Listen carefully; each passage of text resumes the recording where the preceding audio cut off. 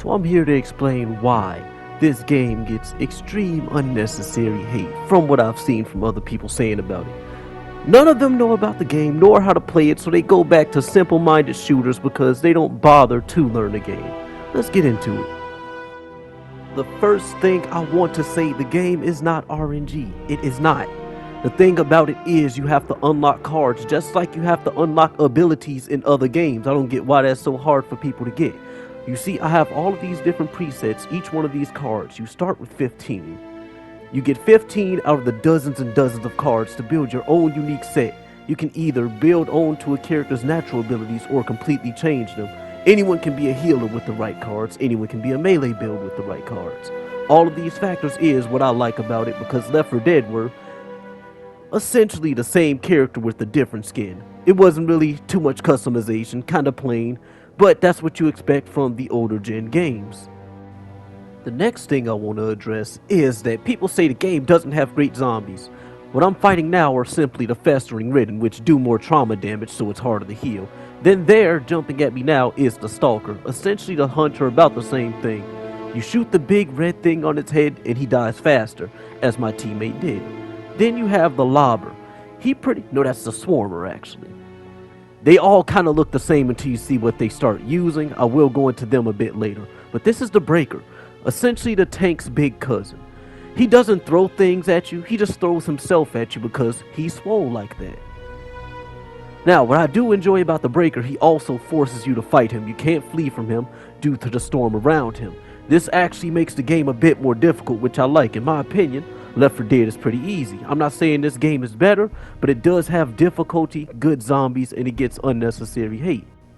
As for the characters, you have the melee characters, you have the tanks. You only have one healer, so if you do go healer, you have to be a great healer. I can't stress that enough.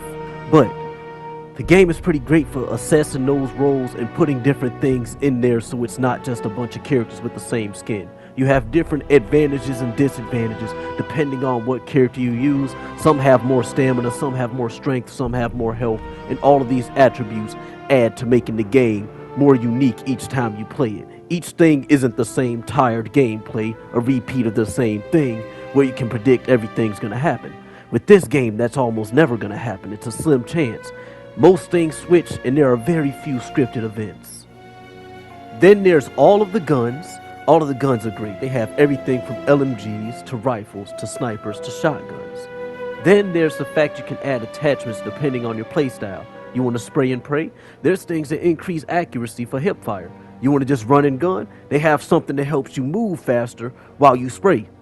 Anything you can imagine is possible if you sit back and actually look at the game and learn it. Most people didn't want to learn anything about the game because they just want to just get handed a gun and run in. This isn't one of those games. You have to think, you have to have tactics.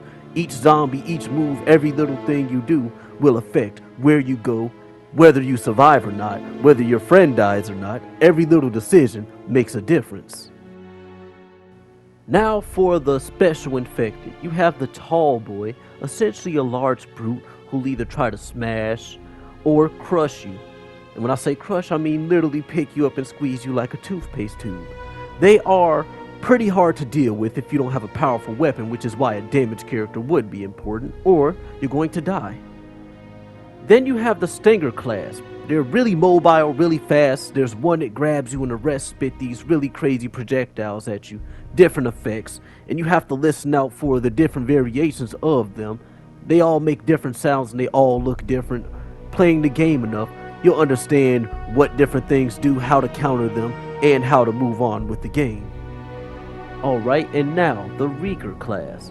Essentially the boomer in different variations. One throws up acid that damages you. Pretty rough. Then there's the one that runs in and explodes you and does a ton of damage, if you let it get close enough. Then you have the Reeker, who if he gets close to you, he will do a lot of damage meleeing, but if you shoot him when he's too close, he will explode, causing a new horde to run at you guys. Then there is the Shredder, who essentially pulls everyone towards him with these weird tentacles, pulls you into fire, more infected, or simply away from the team. And this is probably the best game that you're missing out on. One of the greatest zombie games since Left 4 Dead. That's a very hard lane to get into.